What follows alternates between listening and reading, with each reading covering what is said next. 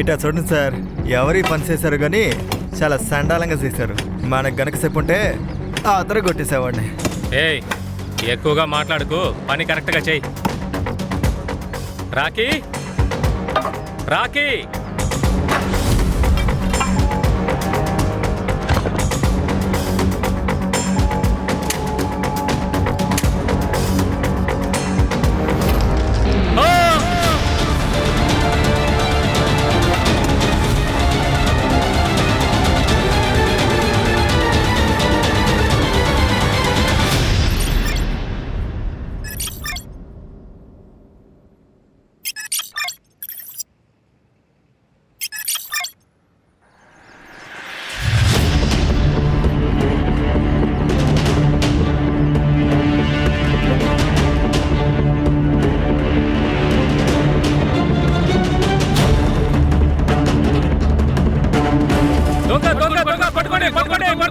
దివ్య, నువ్వు ఎందుకు అర్థం చేసుకోవట్లేదు? వాడు నటిస్తున్నాడు, నీకు అర్థం అవట్లేదా?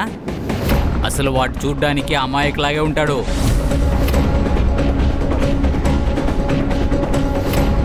నువ్వెందుకు రాజు గురించి ఎప్పుడు తప్పుగా మాట్లాడతావు రిషబ్?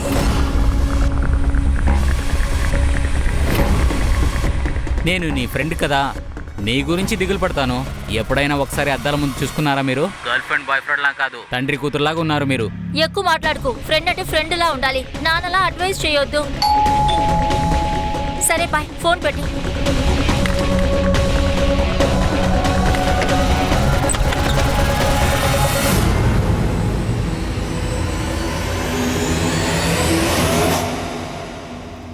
ఎలా ఉన్నావు బంగారు? మాత్రమే నీకు తెలుసు. ప్రాణం పోతున్నా కూడా సహాయం చేయడానికి నువ్వు రావు. అసలు ఏ బాయ్ ఫ్రెండ్ గర్ల్ ఫ్రెండ్ తో ఇలా ఉంటాడు? కరెక్ట్ గా 1 వీక్ తర్వాత వస్తున్నా. నీకు తెలుసు కదా, వీక్ డేస్లో తినడానికి కూడా టైం సరిపోవట్లేదు. అయితే నా స్వీట్ డిష్ ఏమవ్వాలి? నువ్వు స్వీట్ డిష్ తినాలంటే వచ్చి తీరాలి. నేను వచ్చేసాను కదా, ఇంకెందుకు టైం వేస్ట్ చేస్తావు?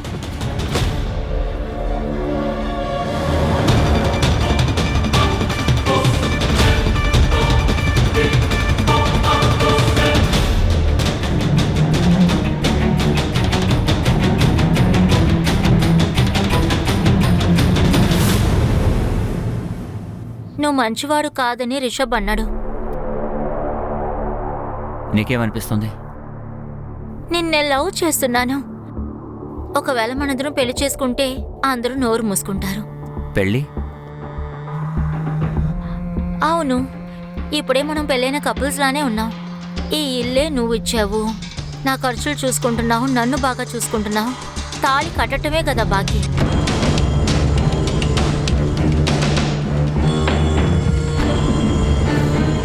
సరే, పెళ్లి చేసుకుందాం.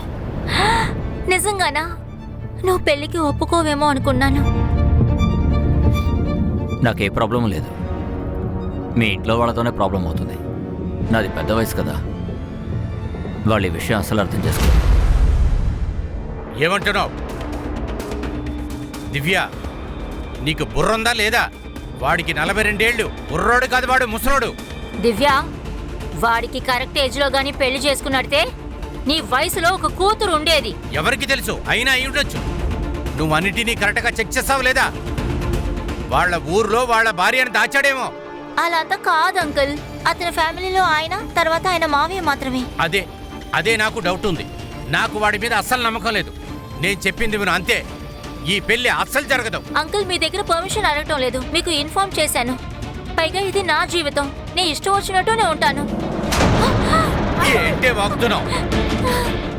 చిన్నపిల్ల కాదు. వదినా, నాకంతా అర్థమైంది. నీ కూతురు తప్పుడు పని చేసి వచ్చింది, మీరే చూసుకోండి. తల్లి, నీకోసం నేను అందరితోని ఫైట్ చేస్తాను. నీకు నమ్మకం ఉంది కదా? అవునమ్మా.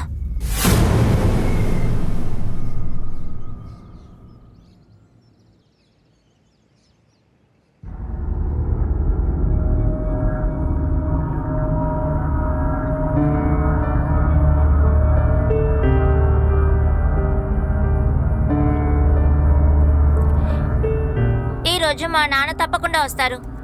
అలాగా బెట్టు పెట్టుకుందామా? అతను రారు. వస్తారు. నా బర్త్డే ఆయన ఎప్పుడు మర్చిపోరు. నీకెందుకురా మీ నాన్న కావాలి? నేను నీకు బొమ్మ కొనిస్తాను. ఈ విధంగా చెప్తే తను ఒప్పుకోడు. నాన్న ముద్దులు కొడుకు కదా. ఉమ్? ఇదిగో టీ తాగు.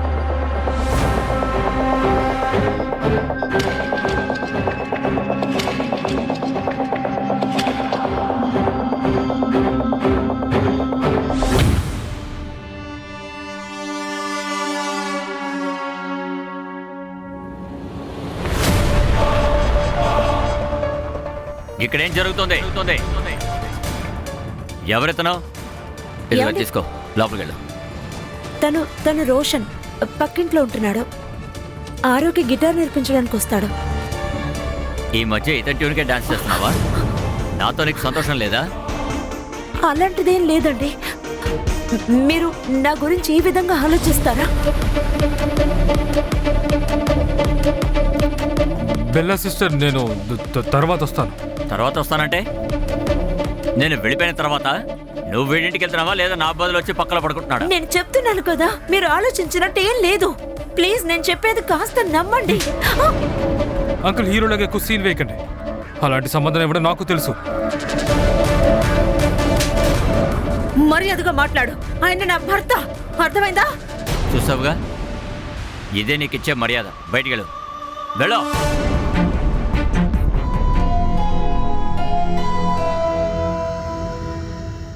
నువ్వు మళ్ళీ నా చెల్లెల్ని కొట్టావు కదా?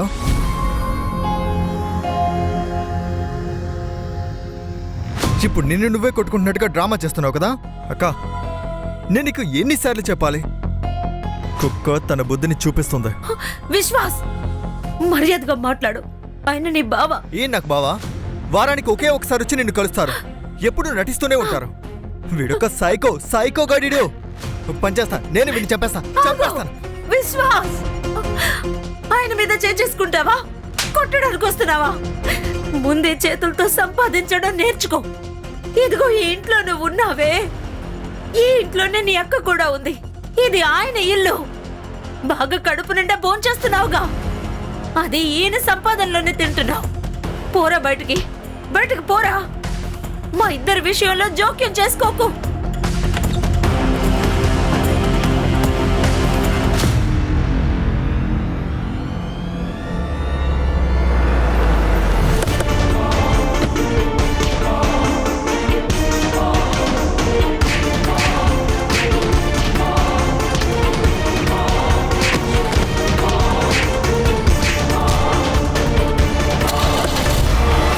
ఎంత మంచి వెంటిలేషన్, చాలా పెద్ద area, well furnished sir.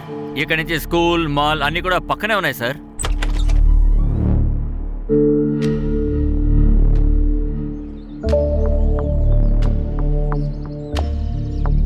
Garden చాలా బాగుంది, ఇల్లు కూడా బాగుంది. కానీ ఈ పెద్ద రాయి ఏంటి ఇక్కడ పడేశారు? దీన్ని ఇక్కడి నుంచి తీసేయగలరా? తప్పకుండా దీన్ని తీసేయచ్చు. అదేంటంటే ఇంతకుముందు అద్దెకున్న వాళ్ళు ఈ పని చేశారు. ఒకవేళ మీకు అవసరం లేకపోతే తీసేద్దాం.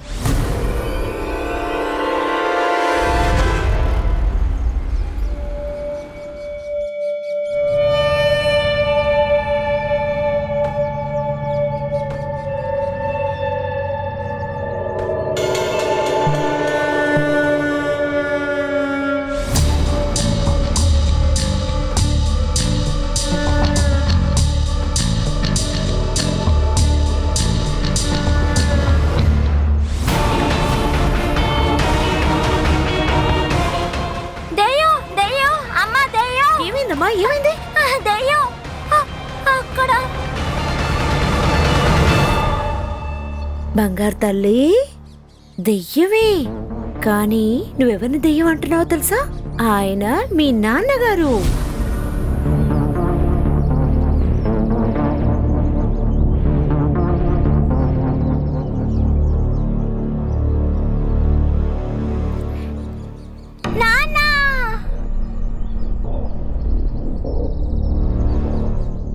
ఏంటండి మీరు చిన్నపిల్లలాగా అనవసరంగా తను భయపెట్టారు.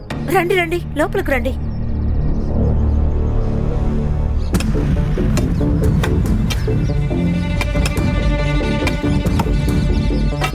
అరే ఏంటి సార్, ఈ పని చేసిన వాళ్ళు చాలా సండాలంగా చేశారు. మా గనక చెప్పుంటే అదర కొట్టేస్తుండే వాళ్ళం. ఏయ్ ఎక్కువగా మాట్లాడుకో, ముందు పని కరెక్ట్గా చేయి. రాకీ రాకీ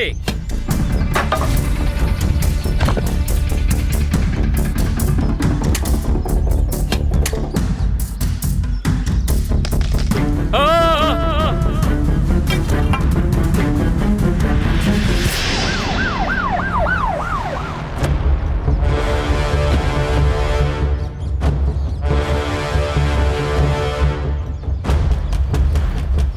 సార్, ఈ బాడీని కష్టపడి ఒక అడుగు కింద పాత పెట్టారు.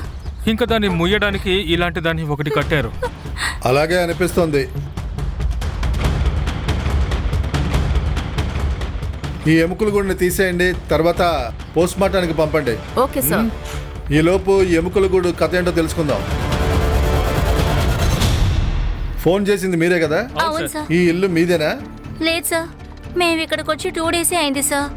హౌస్ ఓనర్కి మేము కాల్ చేశాము, వాళ్ళు వస్తూ ఉంటారు సార్. అవును సార్, నేనే ఈ ఇంటి ఓనర్ని. నాకు దీని గురించి అసలు ఏ ఐడియా లేదు సార్. దీన్ని ఇంతకు ముందున్న వాళ్ళు చేస్తుంటారేమో. ఎవరా టెనెంట్? సరోజ్ మిశ్రా అని ఒక లేడీ వాళ్ళ అబ్బాయితో ఇక్కడే ఉండేవారు. 5 ఏళ్ళు ఉన్నారు. అద్దె కూడా టైంకి ఇచ్చేసేవాళ్ళు. ఉన్నట్టుండి ఒకరోజు ఎక్కడికో వెళ్ళిపోయారు, కానీ ఎక్కడికి వెళ్ళారో నాకు తెలియదు సార్. వాళ్ళ అబ్బాయి కూడా 15 రోజులు ఇక్కడే ఉన్నాడు. ఈ సరోజ్ మిశ్రా భర్త? సార్, ఆవిడ భర్త ఆర్మీలో ఉండేవారు, సుబేదార్ మనోజ్ మిశ్రా.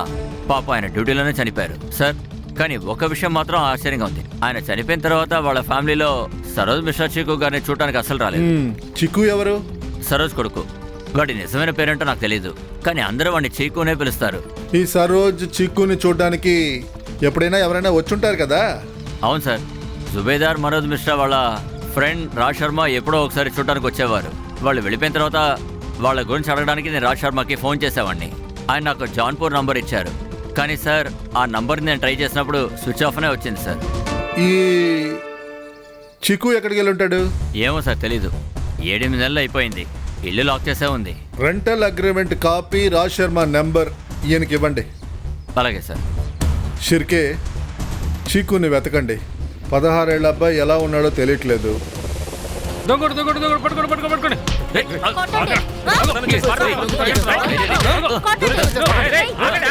ఏం చేస్తున్నారు? ఎందుకు కొడుతున్నారు? దొంగతనం చేసి పరిగెడుతున్నాడు సార్. వచ్చినప్పుడు ఏమైనా తీసుకెళ్ళిపోయినాడు. వీడిని చూసి భయపడి కస్టమర్ రావడం లేదు. ఏమిట్రా అది? నీకెన్నిసార్లు అడ్వైస్ చేయాలి? దొంగతనం చేయొద్దన్నానుగా. కాళ్ళు చేతులు బాగానే ఉన్నాయి కదా, ఏదైనా వెళ్ళి పని చేయొచ్చుగా. మళ్ళీ ఇలాంటి పని చేయండి సార్. మా అమ్మ మీద ఒట్టి సార్. పోయినసారి కూడా ఇలాగ అబద్ధపు ఓటేసావు. ఈసారి 100% నిజం సార్. ఇలా చూడు, నిన్ను కనికరించి ఈసారి వదిలేస్తున్నా. ఇంకొకసారి ఇలాగ ఏదైనా చేశావో నేనే స్వయంగా అరెస్ట్ చేసి లోపల పెట్టేస్తా.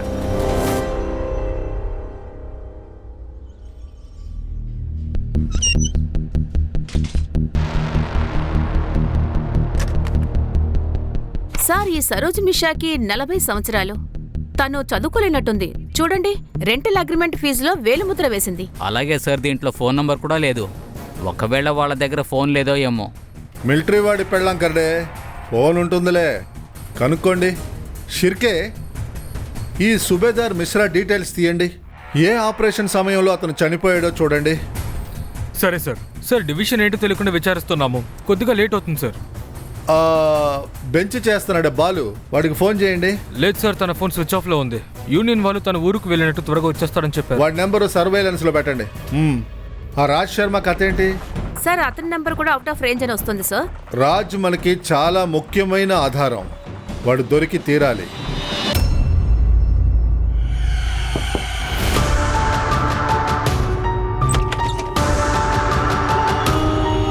మొహం ఏంటి ఎర్రగా అయిపోయింది? ఊరుకోండి. మీ ఫోనే రీచబుల్గా లేదు. చాలాసేపు నుంచి ట్రై చేస్తున్నాను. యు నో వాట్, నన్ను అసలు మీరు పట్టించుకోవటమే అరే, లేదు. నేను చెప్పేది ఒకసారి విను. మిమ్మల్ని వదిలేసి వెళ్ళాక నా గురించి మీకు తెలుస్తుంది. అయ్యో బంగారం, ఓసారి నా మాట విను. ఫోన్లో ఛార్జింగ్ అయిపోయింది. ఛార్జింగ్ పాయింట్ కూడా లేదు, పవర్ బ్యాంక్ కూడా లేదు. ఇదిగో నువ్వే చూడు. పని పూర్తయిన వెంటనే తిన్నగా నీ దగ్గరికి వచ్చాను. ఎంత ప్రేమగా వచ్చానో తెలుసా? మీకు శుభవార్త. శుభవార్త? ప్రొటెక్షన్ యూస్ చేశానుగా. అరే అది కాదు, అమ్మ మావయ్య వదిన మన పెళ్లికి ఒప్పుకున్నారు. మిమ్మల్ని చూడడానికి రమ్మన్నారు. నేను ఈ రోజు చాలా సంతోషంగా ఉన్నాను. అరే ఫోన్ ఛార్జింగ్ లో పెట్టి వస్తాను. అరే, రండి. ఆగు. ఓ.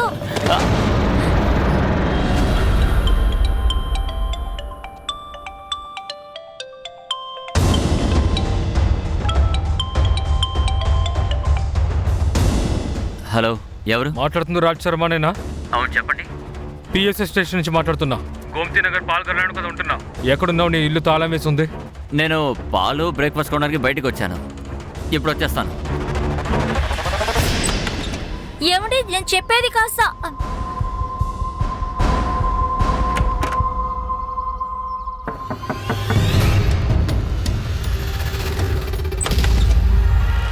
హాయ్ దివ్య. హాయ్. ఇప్పుడేంటి, నేను లోపల రాకూడదా?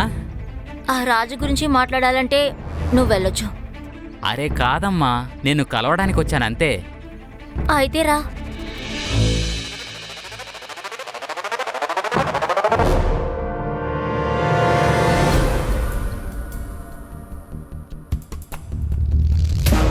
నీ ఫోన్ ఎందుకు స్విచ్ ఆఫ్లో ఉంది? నా పని డిస్ట్రిబ్యూషన్ బిజినెస్ సార్. నాకు ఆర్డర్ వస్తూనే ఉంటాయి సార్. నా ఫోన్లో ఛార్జింగ్ ఎప్పుడైపోతుందో తెలియదు సార్. ఫోన్ ఛార్జింగ్లో పెట్టాను సార్, ఫోన్ వచ్చేసింది. మీకు సరోజ్ మిశ్రా తెలుసా? అవును సార్, తెలుసు. నా ఫ్రెండ్ వైఫ్ సార్. ఏమైంది? ఆవిడ ఎక్కడ ఉన్నారో అక్కడ ఒక ఎముకల గూడు దొరికింది.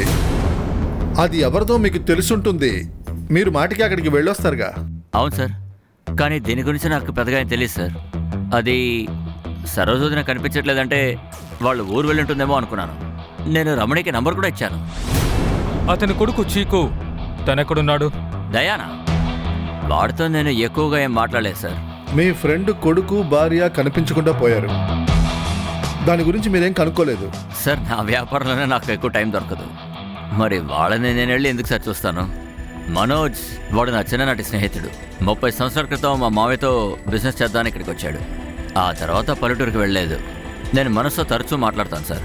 వాడు ఆర్మీ నుంచి రిటైర్ అయిన తర్వాత నా బిజినెస్కి హెల్ప్ చేస్తానని చెప్పాడు. అందుకని 5 సంవత్సరాల క్రితం సరోజని దయాని ఇక్కడికి రప్పించాడు. వాడు చనిపోయిన తర్వాత ప్రతి శుక్రవారం వాళ్ళని కలవడానికి వెళ్ళేవాడిని. మనోజ్ మిశ్రా ఏ రెజిమెంట్లో ఉన్నారు?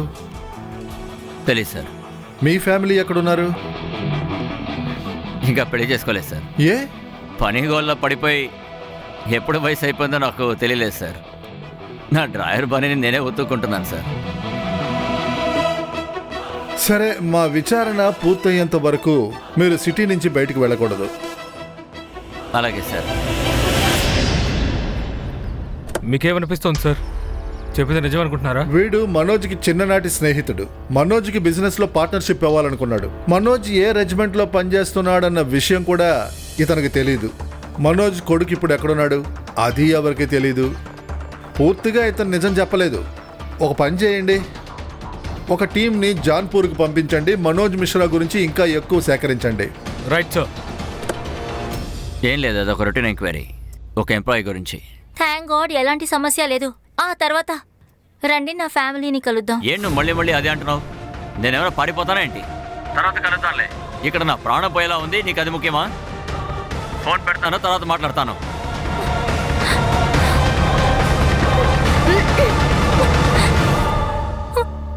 ఏమైంది దివ్య? కుదరదని చెప్పేశాడా? వాడు ఎదవా నిన్ను ఎలాగైనా మోసం చేశాడు. నువ్వు ఒక్క మాట చెప్పేయి, 1 నిమిషంలో వాడి చరిత్రలని తీసి పెడతాను. వెళ్ళిపో, పో ఇక్కడి నుంచి. దివ్య, నీకోసం నేను ఏమైనా చేస్తాను. ఒకవేళ నేను ప్రూవ్ చేస్తే అదేంటంటే వాడు నిన్ను చీట్ చేస్తున్నాడని, దాని తర్వాత నువ్వు నాతో పాటు వస్తావు కదా.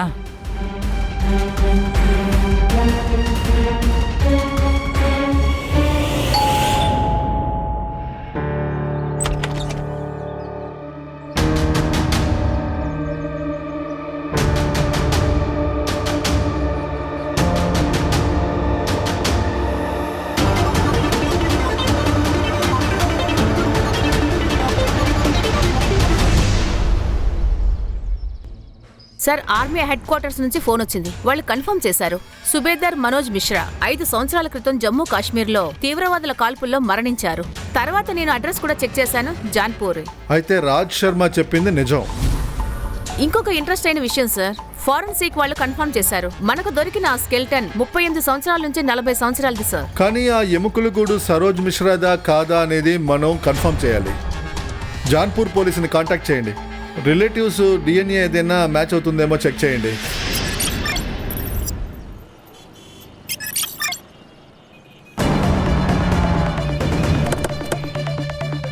సార్, ఒక అమ్మాయి మిస్సింగ్ కంప్లైంట్ వచ్చింది సార్.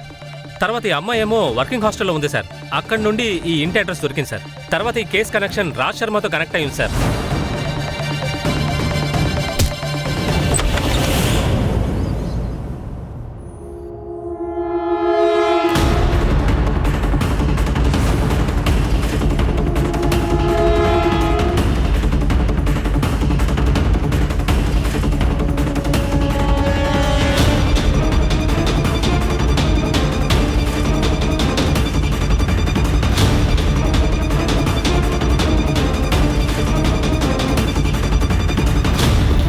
సార్, బాడీ పరిస్థితిని చూస్తుంటే చనిపోయి 2-3 రోజులు అవుతుంది అనుకుంటాను. కానీ ఇంటి తలుపులు 2-3 రోజులుగా మూసే ఉన్నాయి.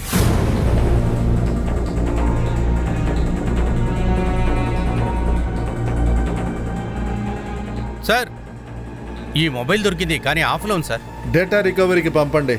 చిన్న డీటెయిల్ కూడా మిస్ అవ్వకూడదు అని నాకు కావాలి. పక్కనే ఉన్న సీసీటీవీ కెమెరాలోని చివరి 72 గంటల ఫుటేజ్ నాకు కావాలి. సార్ సార్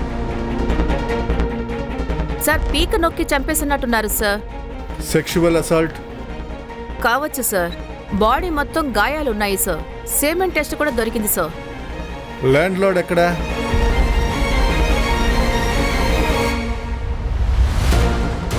అమ్మాయి ఒంటరిగానే ఉంటుందా? యాక్చువల్లీ ఈ ఇంటి రెంటల్ అగ్రిమెంట్ గౌరీ శంకర్ పాండే పేరు మీద ఉంది సార్. ఆయన తన కొడుకు కోడల కోసం ఇలా అద్దెకి తీసుకున్నారు. ఇది వాళ్ళ కోడలా? అవును సార్. అవును సార్, ఇతనే వాళ్ళ కొడుకు. రెంటల్ అగ్రిమెంట్ మిగతా డీటెయిల్స్ అన్ని ఇతనికి ఇవ్వండి. Okay sir, sir. ఇల్లు మొత్తం చెక్ చేశాను సార్. దొంగతనం లాంటిది ఏది లేదు సార్. వస్తువులు జ్యువెలరీస్ అన్ని అలాగే ఉన్నాయి సార్.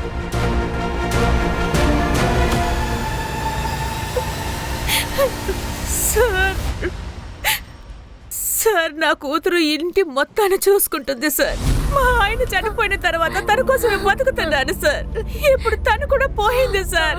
ఇక నేను ఎందుకు బతకాలి సార్? రాజ్ మీ అమ్మాయి కన్నా చాలా పెద్దోడు. అయినా మీరు ఒప్పుకున్నారా? సార్, అది అతన్ని బాగా ప్రేమించింది సార్. సార్, తన కోసమే మేము ఈ పెళ్లికి ఒప్పుకున్నాం సార్. తను రాజును తీసుకొస్తాననింది. దానికన్నా ముందే ఇక చాలు, ఆపండి. ఈ నాటకాలు ఇక్కడ ఆడకండి. నా కూతుర్ని వీళ్ళు చంపేస్తుంటారు. చెల్లి, ఏమంటున్నావు నువ్వు? నీకేమైనా పిచ్చి పట్టిందా? నేను పిచ్చిదాన్ని కాదు సార్. వీళ్ళే పిచ్చి వాళ్ళు. ఆ రోజు రాత్రి వీళ్ళు మాట్లాడుకున్నది నేను విన్నాను. నాకు తెలుసు. దివ్యాని మీ మామయ్య కొడుక్కి పెళ్లి చేయాలనుకున్నా కదూ, అందుకే కోపంగా ఉన్నావా? ఎందుకలా అనుకోవాలి? కారణం ఈ డబ్బు మొత్తం ఇక ఈ ఇల్లు మన కంట్రోల్లో ఉంటుంది. తర్వాత ఏమవుతుంది? వాడు వస్తాడు, ఇవన్నీ ఎత్తుకుపోతాడు. అరే, వాడెలా లేపుకెళ్తాడు? దానికి పెళ్ళైతేనే కదా. ఒక్క విషయం గుర్తుపెట్టుకో, దివ్యాకి పెళ్ళి అనేది జరిగితే అది మన ఇష్ట ప్రకారమే, లేకపోతే పెళ్ళే జరగదు. దానికి దాన్ని చంపాల్సి వచ్చినా చంపేస్తాను. కోపంలో మాట్లాడానయ్యా. సార్, కోపం వచ్చినప్పుడు మాట్లాడితే చంపేస్తారా సార్? సార్, వీళ్ళు మాట్లాడింది నమ్మకండి సార్. వీళ్ళే నా కూతుర్ని చంపేస్తుంటారు. చెప్పు, ఎందుకు నా కూతుర్ని చంపేశారు? చెప్పండి. నా కూతుర్ని ఎందుకు చంపేశారు? అరే మీరు కాస్త ఊరుకోండి. రాణే, మొత్తం డీటెయిల్స్ వీళ్ళ దగ్గర తీసుకో. ఇప్పుడు మీరందరూ వెళ్ళొచ్చు, కానీ సిటీని వదిలి మాత్రం బయటికి వెళ్ళకూడదు.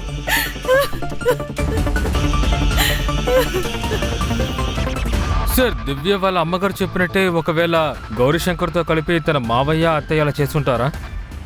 షిర్కే, ఏమైనా జరుగుండొచ్చు. ఈ ఫ్యామిలీ కూడా సస్పెక్టే.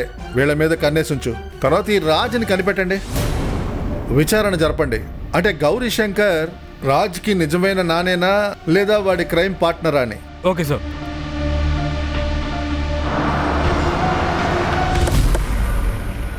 సార్, తను డిగ్గు. మేము విచారణ చేస్తున్నప్పుడు తను మాకు ఒక విషయం చెప్పాడు.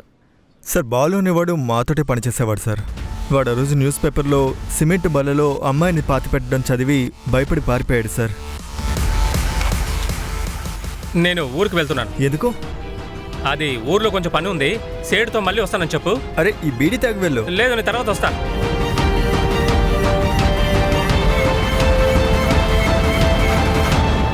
నెంబర్ నీ దగ్గర ఉందా? సార్ నేను నెంబర్ తీసుకుని ఫోన్ చేశాను. ఇప్పుడు అది కూడా స్విచ్ ఆఫ్ అని వస్తోంది. సర్వేలెన్స్ లో పెట్టండి.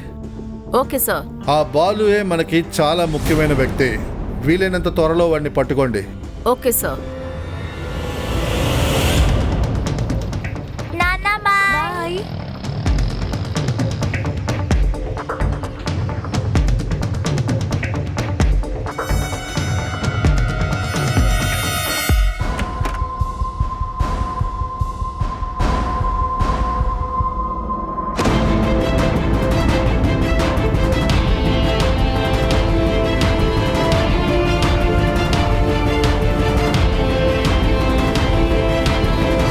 సార్ ఇలా చూడండి, దివ్య మొబైల్కి ఎవరో వీడియో పంపించారు. వీడియో పంపించి బ్లాక్మెయిల్ కూడా చేశారు. ఈ చాట్ కూడా ఒకసారి చూడండి సార్. దివ్య వీడియోని డిలీట్ చేయమని చాలాసార్లు బ్రతిమాలింది. ఈ కుర్రాడు ఎవరు? రిషబ్ చాటు సార్. లేపుకురండి. చెప్పరా, ఎందుకు చెప్పావు, ఎలా చంపావు, ఎప్పుడు చెప్పావు? సార్ నేను దివ్యాని చాలా ప్రేమించాను సార్. అయినా తను ఆ ముసలోడిని ప్రేమించింది. అందుకే తనని వీడియో తీసి తనని బ్లాక్మెయిల్ చేసావా? నేను తన్ని బ్లాక్మెయిల్ చేశాను. అయినా ఈ వీడియోకి వ్యతిరేకంగా రాజుతో పాటు రిలేషన్షిప్ని కట్ చేసుకోమని చెప్పాను, అంతే. 2 నిమిషాలు ఇస్తున్నాను. నీ DNA టెస్ట్ తీసి మొత్తం ఓపెన్ చేస్తాను. సార్ నేను చెప్పేదంతా నిజం సార్. నేను ఎటువంటి తప్పు చేయలేదు సార్. సార్ ఇంతవరకు రాజ్ ఇంటికి రాలేదు. ఆయన ఫోన్ కూడా అవుట్ ఆఫ్ రేంజ్ లో ఉంది. ప్యాటర్న్ చెక్ చేశారా? Same pattern sir. అదే సార్, అదే చోటు పాల్గర్. ఎప్పుడు అదే లొకేషన్ చూపిస్తుంది సార్. అయితే పాల్గర్లో ఎవరో ఉన్నారు, ఎప్పుడు అక్కడే ఉంటున్నారు. ఏయ్, ఏం జరుగుతోంది? నువ్వెవరో? పోలీస్. సార్ వీడు దొంగతనం చేస్తున్నాడు సార్. చెప్పరా? సార్ లేదు సార్. సార్ నా ఇంట్లోనే నేను ఎందుకు దొంగతనం చేస్తాను సార్? నేను రాజుకు మామయ్యని, గౌరీశంకర్ పాండే సార్. వీకెండ్లో అకౌంట్ సెటిల్ చేయడం కోసం డిస్ట్రిబ్యూటర్లతో మాట్లాడటానికి రాజు వసకి వెళుతుంటాడు సార్. సార్ విషయం ఏంటి? విషయం ఏంటంటే మీరిద్దరూ కలిసి దివ్యాని చంపారు. లేదు లేదు సార్, దివ్య చనిపోయిన విషయం నాకిప్పుడు మీరు చెప్తుంటేనే ఆ విషయం నాకు తెలిసింది సార్. మేము తనను చంపలేదు సార్. నేను మెరిట్ వెళ్ళానండి. అప్పుడు నేనెలా చంపగలను? దివ్య మంచి అమ్మాయి సార్. రాజు కూడా తనను చంపడానికి ఛాన్స్ లేదు సార్. ఇప్పుడు రాజు ఎక్కడున్నాడు? వాడికి ఫోను వెళ్ళట్లేదు. ఒకవేళ వాడు ఏమీ చెయ్యకపోతే ఎందుకు పారిపోయాడు? అది తెలియలేదు. ఈ సుబేదార్ మనోజ్ మిశ్రా అతని ఫ్రెండే కదా? అవును సార్, ఇద్దరూ ఒకటిగానే స్కూల్లో చదువుకున్నారు. కానీ మనోజు 5 సంవత్సరాల క్రితమే చనిపోయాడు కదా సార్. మీరు మెరిట్లో ఎక్కడున్నారో మొత్తం డీటెయిల్స్ వాళ్ళకి చెప్పండి. సరే సార్, వస్తానండి. ఆశ్చర్యంగా ఉంది. ఈ గౌరీ శంకర్ రాజుకి మావయ్య. ఇతని మీద కన్నేయండి షిర్కే. ఇతను మనల్ని మావ చేద్దామని ట్రై చేస్తున్నాడు.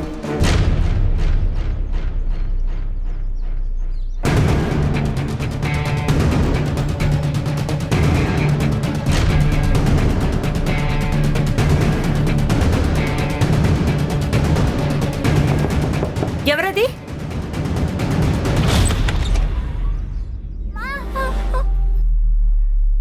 సార్ ఎలాగోలా తన్ని కాపాడాం సార్. దేవుడి దయ వల్ల కత్తి గుండె వరకు వెళ్ళలేదు. ఇంకా సార్, ఆ లేడీ ఇంటి నుండి కొన్ని ఫొటోస్ దొరికాయి. అందుకే మీకు కాల్ చేసి పిలిపించాను. రాజ్ నా భర్త సార్. ప్లీజ్ ఆయనతో చెప్పండి. మీరు దిగులు పడకండి, మేము ఆయనకి ఫోన్ చేస్తాం. మిమ్మల్ని పొడిచిన వాడి ముఖాన్ని మీరు చూసారా? లేదు సార్, మోహన్ చూడలేదు. అతను ముసుగు వేసుకున్నాడు సార్. సార్ ఈ రాజ్ ఎందుకో డేంజరస్ వ్యక్తిని నాకు అనిపిస్తోంది. రాజ్ని పట్టుకోవాలి. వాడి వల్ల ఇంకెవరికి ప్రమాదాలు రాకూడదు. అయితే ఇంకో కుటుంబం కూడా ఆపదలో ఉంది. ఏదైనా జరగచ్చు. దివ్య, హల్కా ఇద్దరిని చంపడానికి స్ట్రాంగ్ మోటివ్ వాడి దగ్గర ఉంది. వాడి బ్యాంక్ అకౌంట్ చెక్ చేయండి. పెద్ద విత్డ్రాల్ కానీ ఏదైనా విత్డ్రాల్ ప్యాటర్న్ ఉందేమో చూడండి. చంపడానికి ఎవరికైనా డబ్బు ఇచ్చాడేమో. Okay sir. సార్ దివ్య దగ్గర కాస్ట్లీ డిజిటల్ రిస్ట్ వాచ్ ఉంది సార్. అన్ని ఫోటోల్లోనూ వాచ్ ఉంది, కానీ తన బాడీ దొరికినప్పుడు వాచ్ లేదు సార్. ఓన్లీ మచ్చే ఉంది. ఒకవేళ హంతకుడు తీసుకువెళ్ళిపోవచ్చు. ఇంట్లో ఉన్న గోల్డ్, క్యాష్ ఇవన్నీ వదిలేసి ఒకడు రిస్ట్ వాచ్ తీసుకెళ్ళాడంటే నమ్మబుద్ధి కావట్లేదు. సరే, ఒక పని చేయండి. తర్వాత ఈ అవుట్లెట్స్ ఉన్నాయి కదా, watch shops, second hand watches అమ్మే చోట్లు ఉంటాయి కదా, వాళ్ళ దగ్గర కనుక్కోండి అటువంటి ఒక వాచ్ అక్కడ ఏమన్నా అమ్మారేమో అని. ఈయన గురించి కొన్ని రోజులుగా ఏం తెలియట్లేదు. ఎక్కడికి వెళ్ళుంటారో తెలియడం లేదు. బహుశా విశ్వాసం అనేది చెప్పింది కూడా నిజమే అనుకుంటా. ఒకవేళ అతనికి ఇంకొక అమ్మాయికి ఏమైనా సంబంధం ఉంటే? అదే నిజమైతే నా ప్రాణాలు వదిలేస్తాను. అలాంటి ఒక వ్యక్తికి మీ ప్రాణాలు ఎందుకు? మీరంటే నాకు చాలా ఇష్టం. ఒకవేళ మీరు ఇష్టపడితే నేను మిమ్మల్ని ఆరోని జాగ్రత్తగా చూసుకుంటాను, పెళ్లి కూడా చేసుకుంటాను. నేను మీకోసం ఏం చేయాలన్నా సిద్ధంగా ఉన్నాను, దేనికైనా.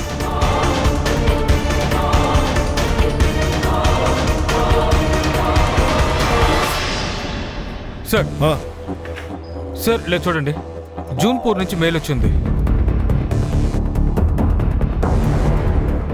సార్ సార్ రాజు వాషియాలో ఏటీఎంలో డబ్బులు విత్డ్రా చేశాడు. అక్కడ లోకల్ పోలీసులు పట్టుకున్నారు. వాళ్ళు ఇక్కడికే తీసుకొస్తున్నారు.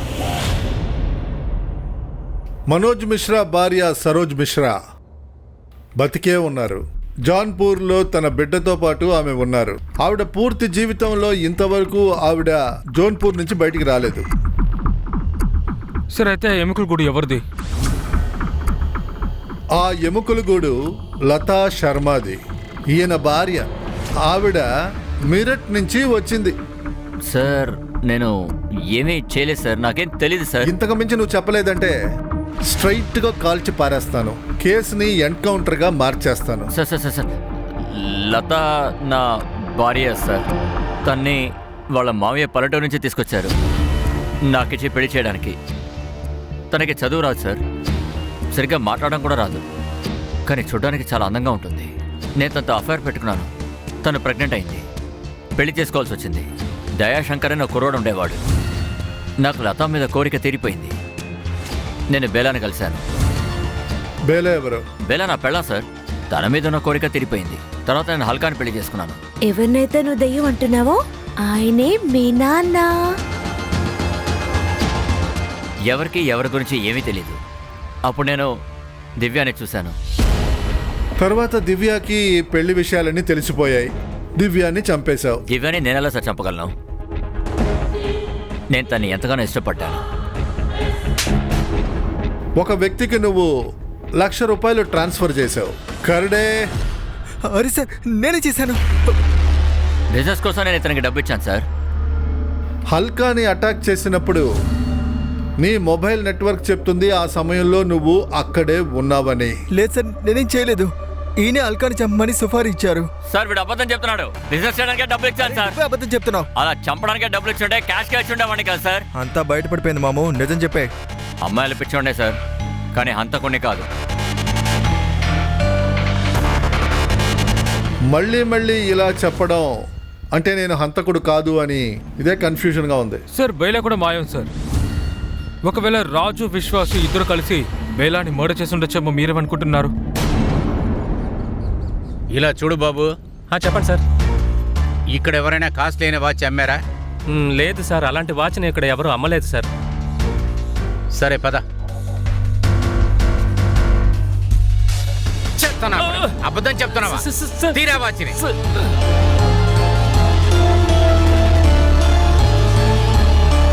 ఎవరా ఇది తీసుకొచ్చమ్మింది?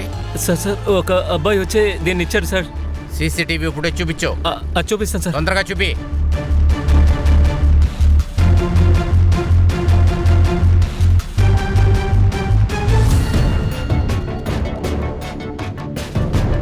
సార్ నేను కన్ఫర్మ్ చేశాను, వాడు దయా సార్. వీడి ఫోటో అన్ని స్టేషన్కి పంపించండి. వీడు తప్పించుకోకూడదు సార్.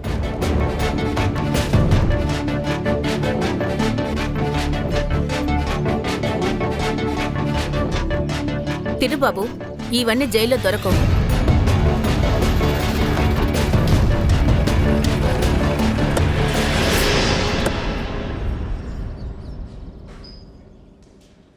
ఆ వాచ్ నీదా లేదా దొంగలించావా? చూడు బాబు, నిజం చెప్పు. నేనే ఆ వాచ్ని దొంగిలించాను దివ్యాని చంపిన తర్వాత. దివ్యాని ఎందుకు చంపావు? ఆవిడ నీకేం హాని చేసింది? ఎందుకంటే మా నాన్న తనని ఇష్టపడ్డారు. ఆ తర్వాత మా అమ్మని అసహ్యించుకున్నాడు. నేను వాళ్ళని మొదటిసారి ఒకటిగా చూసినప్పుడు అప్పుడు నాకు చాలా కోపం వచ్చింది సార్.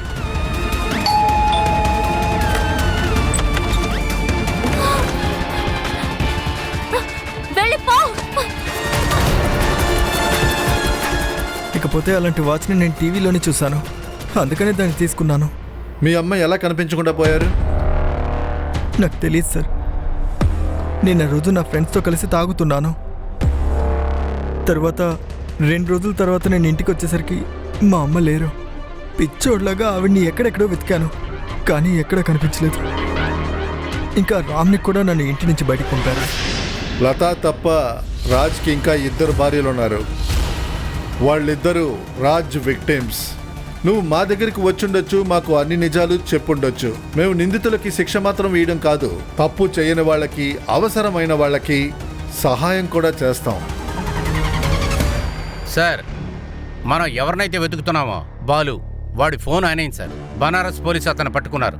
రేపొద్దున వాడిని ఇక్కడికి తీసుకొస్తారు. పదరా పద.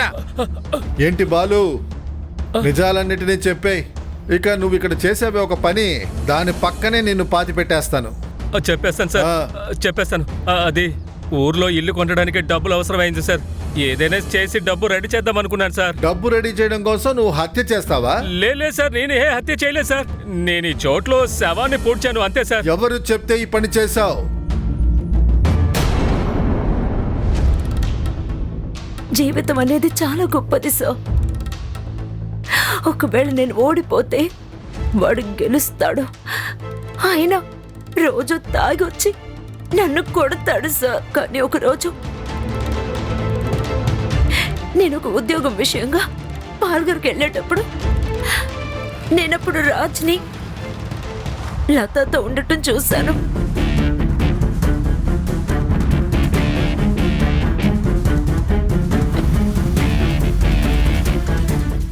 నాకు చాలా కోపం వచ్చింది సార్. నేనేమనుకున్నానంటే ఒక్కసారి ఆవిడతో మాట్లాడదాం అనుకున్నాను. చెప్పండి. నేను మున్సిపాలిటీ నుంచి వచ్చాను. ప్రభుత్వం నన్ను సెన్సస్ తీయడం కోసం నియమించింది. వివరాలు చెప్తారా?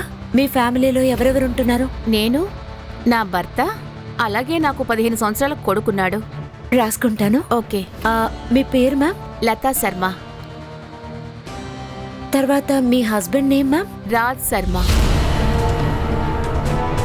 తర్వాత ఆమెను చంపడానికి నేను ప్లాన్ చేశాను. సో ఆ రోజు రాత్రి నేను ఒక ఫిల్మ్ చూశాను. అందులో అతను ఆ శవాన్ని ఆ పోలీస్ స్టేషన్లోనే పాతి పెట్టాడు. అప్పుడు నేను నిర్ణయించుకున్నాను నేను అలాగే చెయ్యాలి అని. తర్వాత మేము అంతా తెలుసుకున్నాం. అంటే దయ ఎప్పుడు బయటికి వెళ్తాడు, ఎప్పుడు ఇంటికి వస్తాడు అని. దయ బయటికి వెళ్ళగానే విశ్వాస్ ఇంట్లోకి వెళ్ళాడు.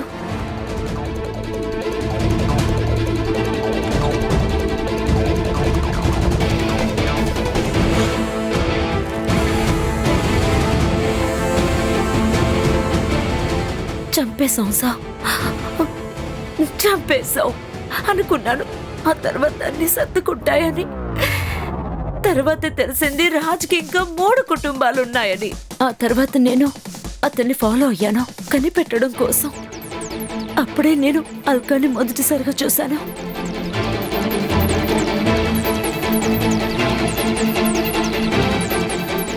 విశ్వాస ఆమెని చంపేశాడు.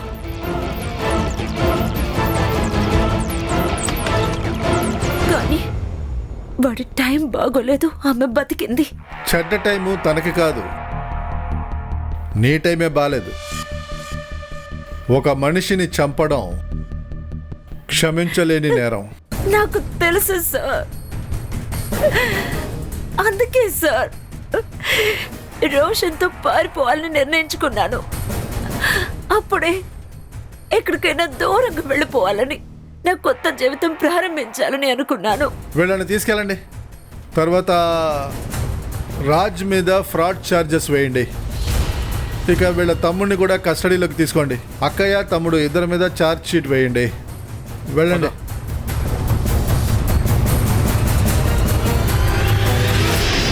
సార్ ఇదంతా విన్న తర్వాత పెళ్ళంటేనే చాలా భయం వేస్తుంది సార్. షిర్కే, మన సంస్కృతిలో పెళ్ళి అనేది ఒక చాలా మహోన్నతమైన ఒక విషయం. కానీ పెళ్లికి పార్ట్నర్ని ఎంచుకునేటప్పుడు ప్రజలు తొందరపాటుతో తప్పులు చేసేస్తున్నారు. అంటే ఒకటి దగ్గర డబ్బు ఎక్కువగా ఉందనుకో, వాడు అర్హత గల వాడు అయిపోడు. వాడి చరిత్ర గురించి, వాడి స్వభావం గురించి ముందు తెలుసుకోవాలి. Correct sir. ఇప్పుడున్న ladies and gents blood report కూడా అడుగుతున్నారు. చాలా కరెక్ట్.